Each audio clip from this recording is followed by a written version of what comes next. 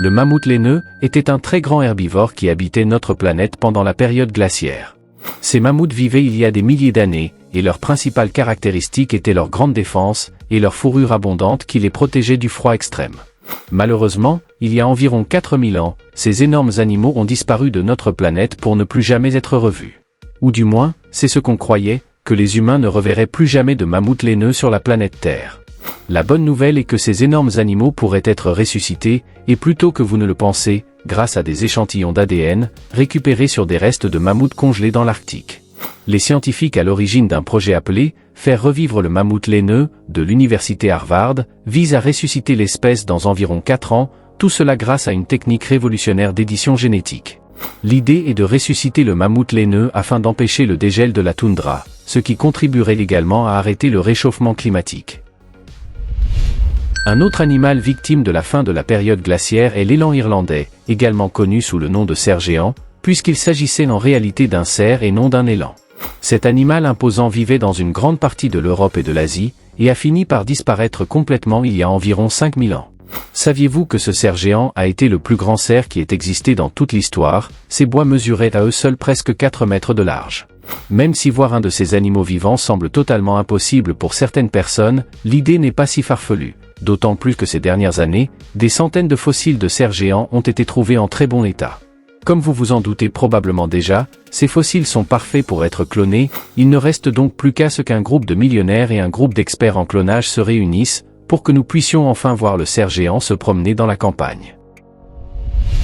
Je vous présente une petite grenouille avec un nom assez particulier, grenouille à incubation gastrique, ou selon son nom scientifique, Rheobatrachus silus. En 1981, il n'y avait plus une seule grenouille à gestation gastrique dans son habitat. Elle a disparu en raison de plusieurs facteurs tels que la destruction de son habitat naturel, le changement climatique, et certaines bactéries mortelles. Au cas où vous vous poseriez la question, la petite grenouille ne vivait que dans une petite région pluvieuse d'Australie, il y a donc de fortes chances que vous n'en ayez jamais entendu parler, et encore moins que vous ayez eu la chance de la voir en personne. Comme son nom l'indique, cette grenouille utilisait son estomac comme incubateur. Même si cela ne semble pas très impressionnant, en réalité il s'agit d'une capacité unique dans le règne animal pour toute autre espèce. Incuber des œufs dans leur estomac équivaudrait à les tuer, car les enzymes digestives les attaqueraient. La capacité de couvaison gastrique de la grenouille était si particulière, qu'en 2003, des scientifiques de l'Université de Nouvelle-Galles du Sud ont annoncé que cette espèce faisait partie du projet Lazarus. Un projet qui tente de ressusciter des espèces disparues par clonage. À ce jour, malheureusement ils n'ont pas encore réussi à la cloner avec succès, mais les tests continuent, donc la probabilité qu'elle revienne à la vie est très élevée.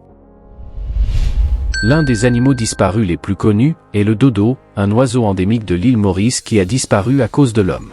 Lorsque les premiers explorateurs hollandais sont arrivés sur l'île en 1598, ils ont commencé à les chasser sans contrôle pendant plusieurs décennies, et le dodo est devenu la principale source de nourriture pour les habitants de l'île. À cause de cela, 64 ans après l'arrivée des explorateurs sur l'île Maurice, il n'en restait plus un seul spécimen.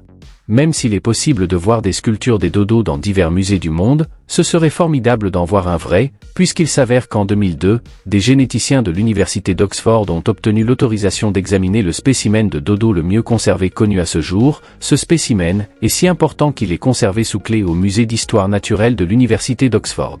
L'idée des généticiens en 2002 était d'extraire la plus grande quantité d'échantillons d'ADN mitochondrial de cet oiseau, et ils ont réussi. Même si ces petits fragments d'ADN ne suffisent pas pour cloner un dodo, les généticiens savent que ce n'est qu'une question de temps, pour trouver plus de spécimens permettant d'extraire davantage d'échantillons d'ADN. Le mieux dans tout cela est que ces dernières années, de plus en plus de dodos ont été trouvés en excellent état pour être examinés. Cet animal imposant est un smilodon, mais il est communément appelé tigre à dents de sabre. Saviez-vous que cet énorme animal vivait sur presque tout le continent américain il y a environ 10 000 ans? Le mieux, c'est que le tigre à dents de sabre pourrait reprendre vie. Certains spécimens bien conservés ont été trouvés dans les fosses de goudron de la Brea à Los Angeles. Bien qu'il soit très difficile d'extraire des échantillons d'ADN à cause du goudron, le fait est que ces spécimens sont là, et peut-être qu'à l'avenir il y aura une méthode pour extraire l'ADN, même s'il y a du goudron dessus. N'oubliez pas non plus les autres spécimens qui se trouvent conservés dans le pergélisol. Donc les spécimens sont là, il faut juste un peu de temps, de volonté, et d'argent pour ressusciter cette bête. Même si, pour être honnête, ce n'est peut-être pas la meilleure idée. Un autre énorme animal qui est un très bon candidat pour sortir de l'extinction est le paresseux géant. Tout d'abord, ne vous fiez pas à son nom, paresseux. Cette bête était aussi grosse qu'un éléphant, mesurant 6 mètres de haut, pesant jusqu'à 4 tonnes, et était une machine à tuer. Le paresseux géant est un bon candidat, puisque son extinction est relativement récente. Cela nous a permis de trouver des spécimens dotés de poils, ce qui, comme vous pouvez l'imaginer, constitue une excellente source d'ADN. Selon un expert en la matière de l'université McMaster au Canada, obtenir le génome du paresseux géant ne pose aucun problème. La difficulté pour le ramener à la vie est l'absence d'une mère porteuse, puisque son plus proche parent vivant est le paresseux, et il est trop petit comparé à cette bête. Mais il n'est pas exclu que dans quelques années il soit possible de développer un fœtus de paresseux géant dans un utérus artificiel. Même si cela peut paraître très difficile à croire, la réalité est que les licornes ont réellement existé dans le passé. Bien sûr, ils étaient un peu différents de ceux que nous avons tous vus dans les dessins animés. Cette licorne, connue sous le nom de licorne de Sibérie, ou Elasmotherium sibiricum, d'après son nom scientifique. C'était une créature bestiale qui habitait notre planète, principalement sur le continent asiatique et dans les steppes de Russie. Pour notre fortune ou notre malheur, elle a disparu à jamais, il y a environ 10 000 ans. Comme vous l'aurez peut-être déjà deviné, c'était énorme. Un adulte mesurait près de 5 mètres de long et pesait près de 4 tonnes.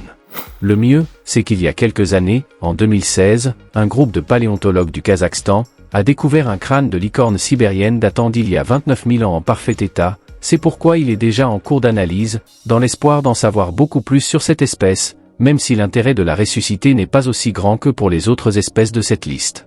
Et je pense que pour des raisons évidentes, cela ne veut pas dire que c'est impossible, alors n'excluez pas la possibilité que ces animaux reviennent à la vie dans un avenir proche. Les grands aurochs sauvages étaient des méga-herbivores, qui habitaient notre planète il y a bien longtemps. Ces bêtes étaient très redoutées dans le passé, non seulement pour leurs énormes cornes et leur puissance, puisque les adultes pesaient jusqu'à 1 tonne, mais aussi pour leur hauteur pouvant atteindre 2 mètres. Ces caractéristiques lui permettaient de se défendre avec agilité et de parcourir de longues distances. Mais comme toujours, les humains ont cherché un moyen de les chasser jusqu'à leur extinction. En 1627, les derniers aurochs sauvages sont morts en Pologne. Ce que très peu de gens savent, c'est que les aurochs sauvages sont sur le point de reprendre vie. Les responsables de cet exploit sont les gens du projet Taurus, un projet guidé par la Fondation néerlandaise pour l'élevage taurin. Savez-vous comment ils y parviennent? Comme les gènes de l'auroch sont encore présents dans plusieurs races de bovins en Europe, l'équipe d'experts en a rassemblé autant que possible, pour les croiser entre eux jusqu'à produire un animal qui ressemble le plus aux aurochs sauvages du passé. Chaque nouvelle génération ressemble de plus en plus à cet animal ancien. Cette méthode redonne vie à un animal disparu depuis 500 ans. Si vous aimez les curiosités, abonnez-vous à la chaîne. À bientôt.